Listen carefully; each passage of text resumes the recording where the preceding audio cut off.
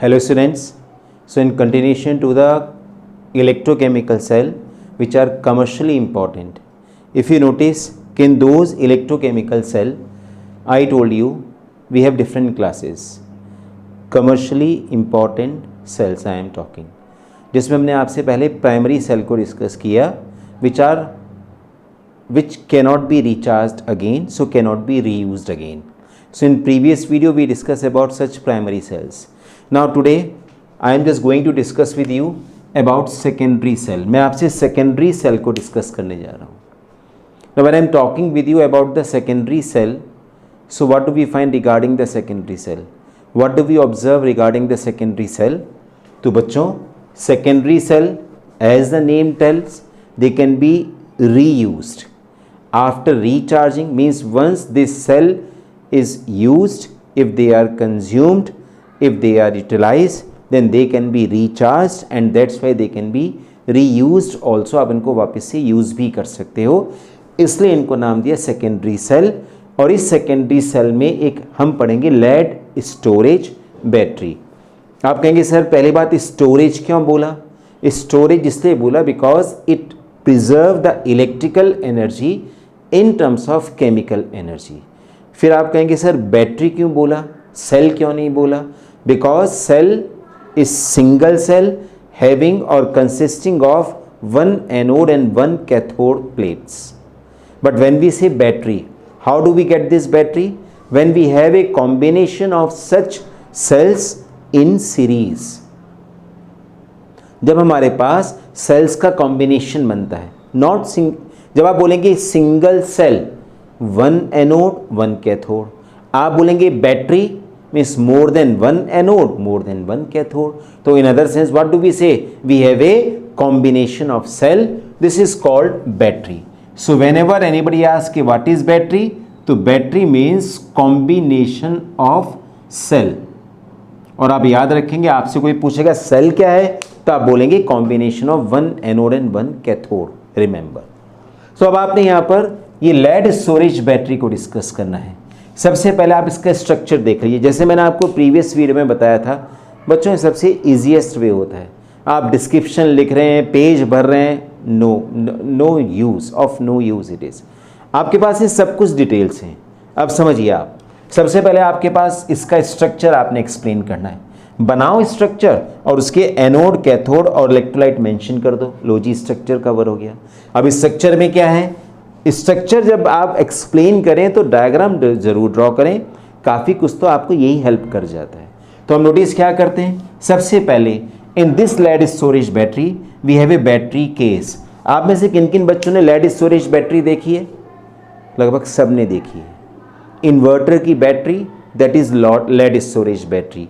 Automobiles में जो batteries लगी होती हैं that is also lead storage battery. तो आप ये मान के चलिए everybody in one or the another form this battery you have scene.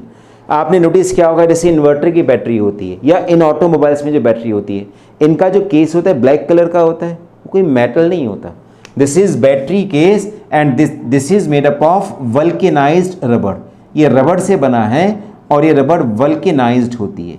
याद करो, वल्केनाइजेशन जो रबड़ का करते हैं और उसमें रबड़ को सल्फर के साथ हीट करते हैं और यहाँ 30% सल्फर के साथ, जब आपने 30% सल्फर के साथ रबड़ को हीट किया तो आपको मिला वल्केनाइज्ड रबड़. और ये जो रबड़ होता है इतना हार्ड होता है, it looks like a metal, और ये बैटरी केस बनाने में यूज़ में आता है. इस पर एसिड वैसिड का, ऑक्सीडाइजिंग एजेंट्स का कोई इफेक्ट नहीं पड़ता. सो दिस इज बैटरी केस. अब हमें एनोड और कैथोड चाहिए. आपको इतनी सारी प्लेट्स नजर आ रही हैं. अब आप देख लीजिए, this is one anode plate one cathode plate means एक सेल हो गया. Another anode another cathode second cell हो गया. Third anode third cathode third cell हो गया. आगे ना कॉम्बिनेशन ऑफ सेल.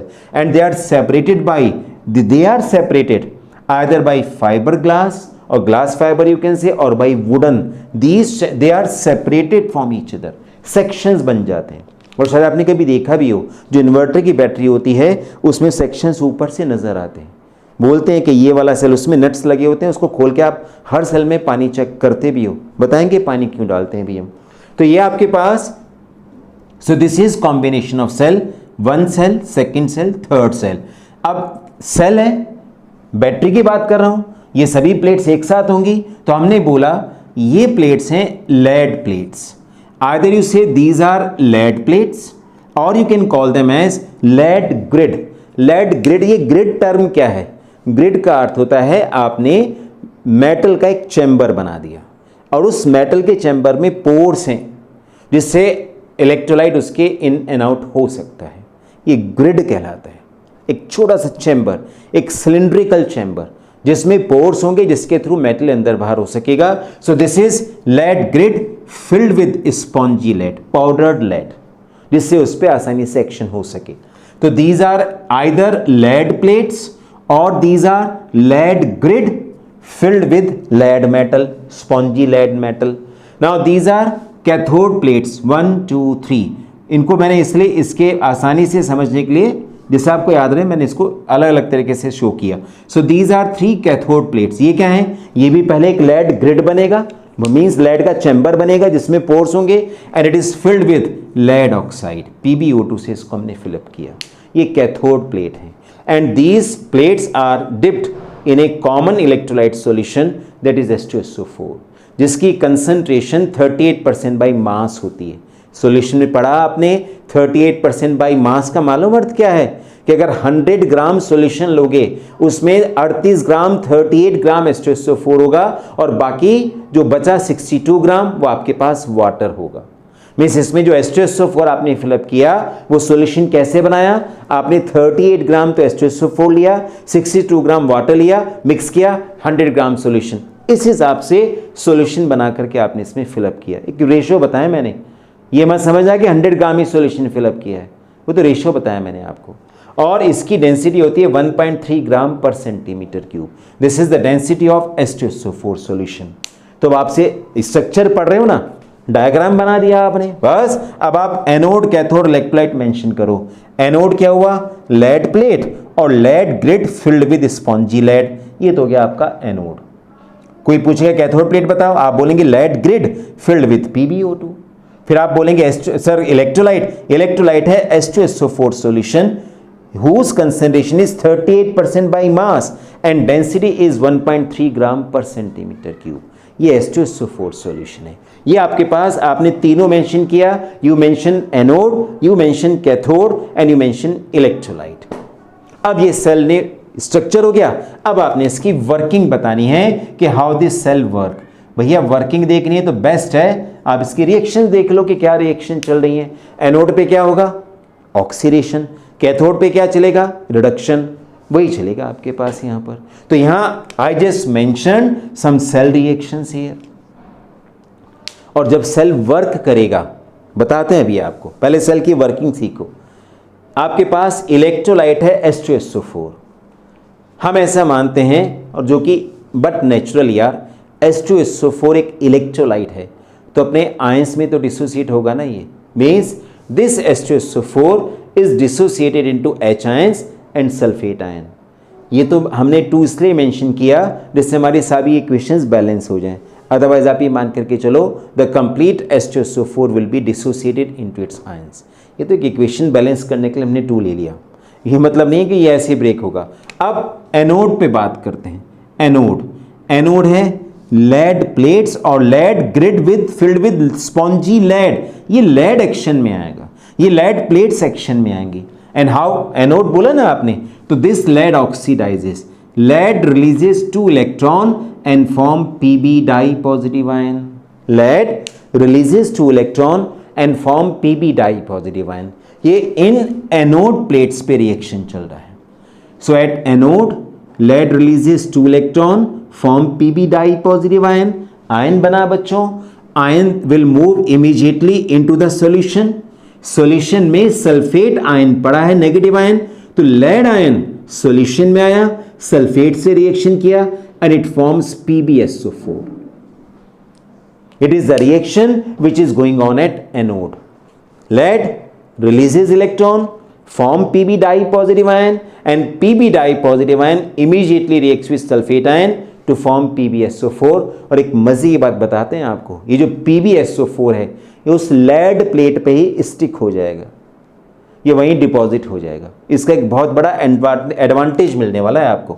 सेकंड क्या है? कैथोड। कैथोड क्या है? PbO2। अब जो लेड डाइऑक्साइड है, जो PbO2 है, ये क्या करता है? It undergoes a process called reduction. ये किस प्रोसेस में जाता है? ये एक प्रोसेस में जाता है और इस प्रोसेस को हम बुलाते हैं रिडक्शन। अब हमने क्या नोटिस किया, जब हम इसके रिडक्शन की बात करेंगे, now this is PbO2 reduce होगा, ये यहां से इलेक्ट्रॉन आए, ये यहां आके यूज में आएंगे, दिस इज PbO2। ये H2SO4 के H आयंस को भी यूज करेगा, ये सल्फेट आयंस को भी यूज करेगा, और इंटरेस्टिंग PbO2 भी PbSO4 में रिड्यूस हो जाएगा। आप कहेंगे ये तो कंपाउंड ही बना, रिड्यूस कैसे हुआ? बताते हैं। PbO2 में लेड का ऑक्सीडेशन स्टेट +4 और PbSO4 में लेड का ऑक्सीडेशन स्टेट +2, तो रिडक्शन ही तो हुआ। When there is a decrease in oxidation number, this is called reduction. So this PbO2 reduces to form Pb with +2 charge. ये आपके पास एनोड पर हुआ, ये आपके पास कैथोड पर हुआ। एनोड पर लेड सल्फेट में गया, और कैथोड पर ये रहा कैथोड, यहाँ लेड डाइऑक्साइड, ये भी लेड सल्फेट में गया, और ये भी वहीं डॉट पे डिपॉजिट हो जाएगा। मीन्स इसका मतलब यहाँ एनोड प्लेट पे भी PbSO4 डिपॉजिट हुआ, और कैथोड ग्रिड्स पर भी PbSO4 वहीं का वहीं डिपॉजिट हो गया, वहीं का वहीं स्टिक हो गया, वहीं बैठा है, राइट? ये जो ओवरऑल रिएक्शन है, अब आप बताइए, इस ओवरऑल रिएक्शन में Pb भी, लेड भी कंज्यूम हो गया और लेड डाइऑक्साइड भी कंज्यूम हो गया। इससे आप इसको बुलाते हैं डिस्चार्जिंग रिएक्शन। बैटरी डिस्चार्ज हो रही है। सल्फ्यूरिक एसिड की भी तो कंसंट्रेशन धीरे धीरे कम हो रही है। जब सल्फ्यूरिक एसिड यूज में आ गया, भाई आपका Pb भी यूज में आ गया, PbO2 भी यूज में आ गया, सल्फ्यूरिक एसिड भी यूज में आ गया, तो सेल तो डिस्चार्ज होगा ना। इससे हम इसको बोलेंगे डिस्चार्जिंग रिएक्शन। दिस इज, और ओवरऑल रिएक्शन की बात करें तो ये सब आपस में आप ऐड करके यहाँ मेंशन कर दीजिए ये, और ऐड करते हुए आपको मालूम है जो कॉमन है दोनों तरफ, that we have to remove. उसको ध्यान में रखते हुए Pb is added with PbO2 plus 4H ions. This is 1SO4, this is second SO4, twice SO4 di-negative ion. Process takes place. Pb, it forms PbSO4. PbO2, it forms PbSO4. You get twice PbSO4, you get twice molecules of water. ये discharge reaction है। आप सिर्फ इसको अच्छे से retain कर लीजिए, और कोई बहुत बड़ी बात भी नहीं है भैया। लेड भी PbSO4 में चेंज होगा और PbO2 भी PbSO4 में चेंज होगा। फाइन, इसके लिए 2 SO4 चाहिए, तो 2 SO4 के लिए 2 मॉलिक्यूल H2SO4 चाहिए, 4H आयन आएंगे, H2 बन जाएगा यहाँ पर। बट ये डिस्चार्जिंग रिएक्शन है। एग्जाम में कुछ और याद आए ना आए, आप कंफ्यूज हो जाएं, एनफ है रिएक्शन, ये मैं आपको बता दूं मार्क्स स्कोर करने के लिए। अब लेड भी कंज्यूम हो गया। लेड किस में कन्वर्ट हुआ? PbSO4 में। कहां पर है? लेड पर ही बैठा है। PbO2 किस में चेंज हुआ? PbSO4 में, वो भी वहीं बैठा है। सल्फ्यूरिक एसिड भी आपका कंज्यूम हो गया। इस सल्फ्यूरिक एसिड की डेंसिटी डाउन जाएगी, 1.2, 1.1, जैसी डाउन जाएगी रिचार्जिंग की जरूरत पड़ती है। And that's why the battery undergo a process, क्योंकि लेड स्टोरेज बैटरी है, secondary cell, it is to be recharged. So when recharging reaction takes place, अब आप मुझे बताओ, दिमाग से सोचो, रिचार्जिंग में क्या होना चाहिए? PbSO4 वापस Pb में आना चाहिए, PbSO4 वापस PbO2 में जाना चाहिए, और दोबारा से H2SO4 बनना चाहिए। मैं जब आप रिचार्जिंग रिएक्शन लिखेंगे, आप पूछेंगे सर होगी कैसे, ये तो इलेक्ट्रोकेमिकल सेल है। कुछ नहीं भाई, इसको, इसके टर्मिनल्स को एक एक्सटर्नल सोर्स से कनेक्ट करा दो, और जब आप रिचार्जिंग करते हो बच्चों, अभी तो ये है इलेक्ट्रोकेमिकल सेल, इसमें केमिकल रिएक्शन चल रही है और इलेक्ट्रिकल एनर्जी प्रोड्यूस हो रही है, ये इलेक्ट्रोकेमिकल सेल है।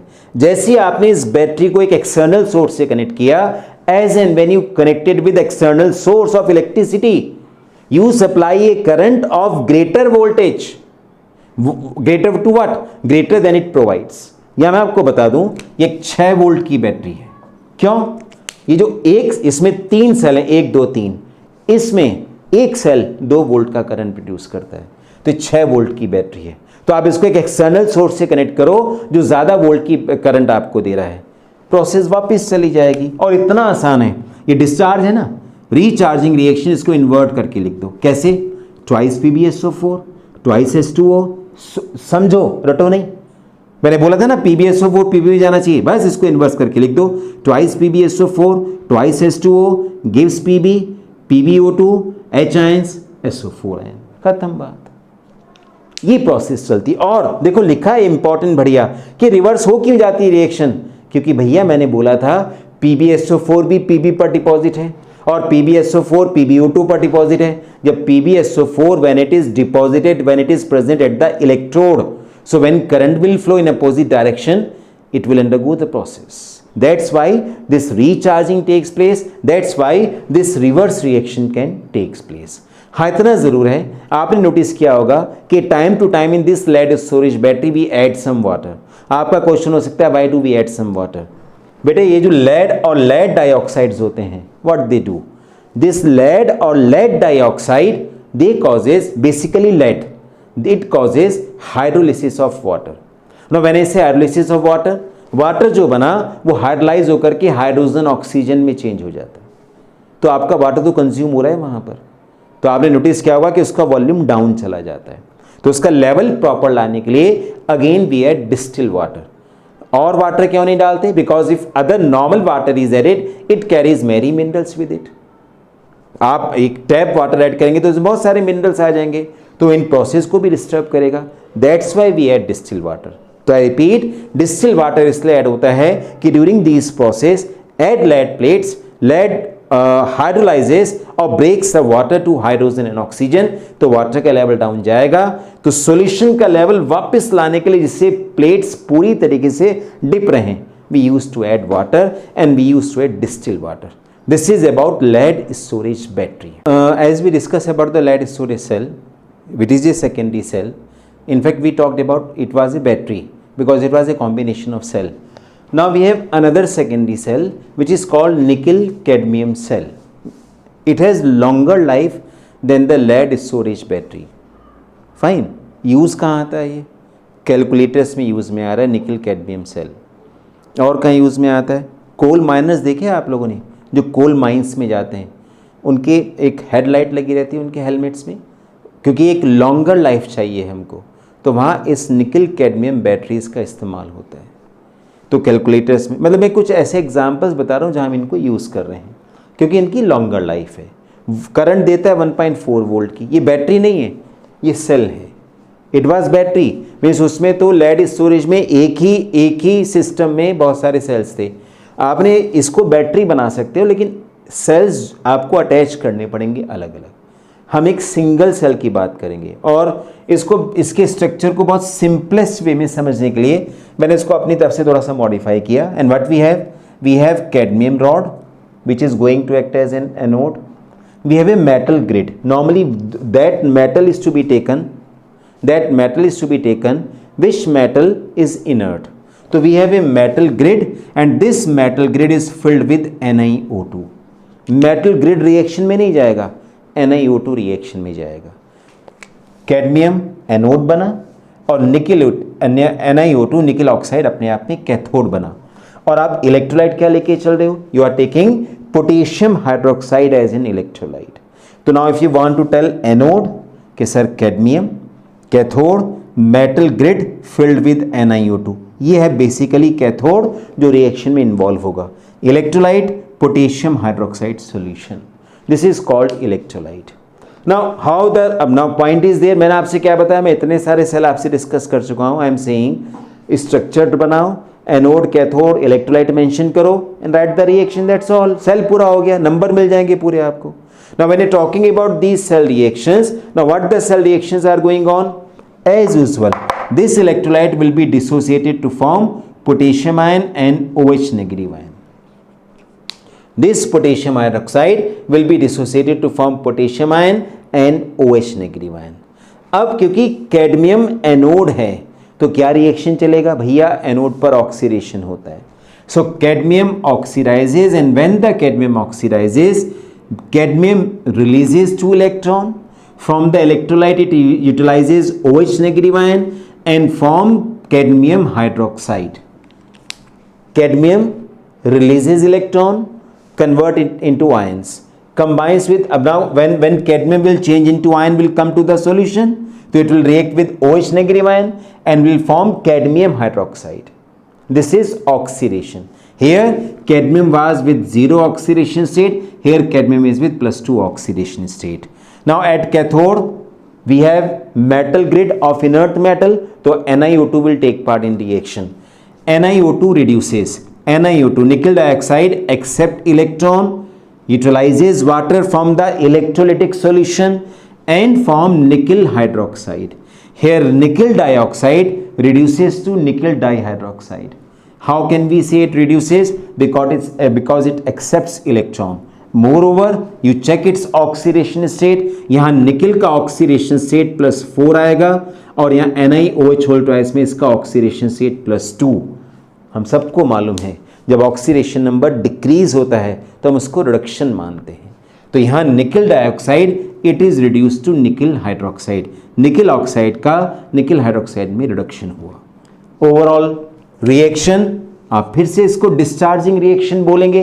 बेटे जब कैडमियम और NiO2 कंज्यूम हो रहा है, इलेक्ट्रोलाइट का भी आपका कंज्यूम हुआ, बाकी रीजनरेट हो गया, but rods are being consume, तो this is called discharging reaction. Cell discharge हो रहा है. Overall cell reaction cadmium reacts with NiO2, मतलब ओवरऑल रिएक्शन चाहिए ना, add them together, simple. CD NiO2 twice H2O, CD OH whole twice and NiOH whole twice. अब जैसे पिछले मैंने भी लेड स्टोरेज सेल में बताया कि जो प्रोडक्ट बना PbSO4 वो लेड पर और PbO2 पर डिपॉजिट हुआ था, ये भी डिपॉजिट होगा, तभी तो रिचार्ज होगा. Make it clear. जितने भी सेकेंडरी सेल्स पढ़ोगे उसमें प्रोडक्ट वहीं रॉड पर डिपॉजिट हो रहा है, वहीं इलेक्ट्रोड पर डिपॉजिट हो रहा है. So this cadmium hydroxide, this is overall discharging reaction. Cadmium hydroxide and nickel hydroxide, they stick to the electrode. ये they adhere to the electrode.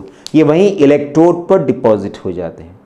तो जब आप एक एक्सटर्नल सर्किट से इलेक्ट्रिक करंट पास करेंगे, प्रोडक्ट वहाँ पड़ा है, तो रिएक्शन रिवर्स हो जाएगी, ये रिचार्जिंग हो जाएगी, जैसे लेड स्टोरेज बैटरी में पढ़ा. और जब हम रिचार्जिंग रिएक्शन की बात करेंगे तो हमने एक सीधा सा तरीका बताया बेटा कि discharging reaction just write it in inverted form. Means write the product as reactant, that is CdOH whole twice plus NiOH whole twice. It gives CD plus NiO2 plus twice H2O. ये वापस से चला जाता है. So this is called as recharging reaction.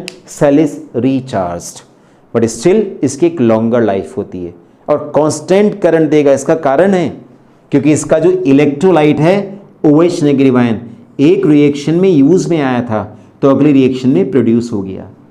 तो इसे एक longer life, एक स्टेबल करंट हमेशा प्रोवाइड करेगा. So this is all about this secondary cell. 2 तरीके के सेकेंडरी सेल को हमने डिस्कस किया, और जब 2 तरीके के सेकेंडरी सेल्स को डिस्कस किया, these are with you. Watch this video again and please subscribe the channel. Thank you.